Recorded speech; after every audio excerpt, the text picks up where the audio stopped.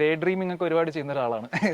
പണ്ട് മുതലേ സ്വപ്നം കണ്ടിരിക്കുക, നമ്മൾ എന്തെങ്കിലും ഒരു സിനിമ സെറ്റിൽ പോകുമായിരിക്കും, ഷൂട്ട് ചെയ്യുമായിരിക്കും, അല്ലെങ്കിൽ നമ്മൾ അഭിനയിച്ചത് കണ്ടിട്ട് ആൾക്കാർ നിങ്ങൾ കൊള്ളാമല്ലോ എന്ന് പറയും എന്നൊക്കെ ഭയങ്കരമായിട്ട് സ്വപ്നം കണ്ണ് തുറന്നിരുന്ന് സ്വപ്നം കണ്ടിരുന്നൊരു സമയം ഉണ്ടായിരുന്നു. പിന്നെ ഈ പറഞ്ഞ പോലെ വലിയതായിട്ട് അതിനു വേണ്ടിയിട്ടുള്ള പ്ലാനിംഗ് ഒന്നും ഇപ്പം ഞാൻ ജോലി റിസൈൻ ചെയ്ത സമയത്താണെങ്കിലും ഓക്കെ ഇനി ഇങ്ങനെ ഒരു സംഭവം ചെയ്തിട്ട് അങ്ങനെയൊന്നും വിചാരിച്ചിട്ടില്ല. എനിക്ക് ഒരു പ്രോപ്പർ എന്ത് ചെയ്യണമെന്ന് അറിയില്ലായിരുന്നു.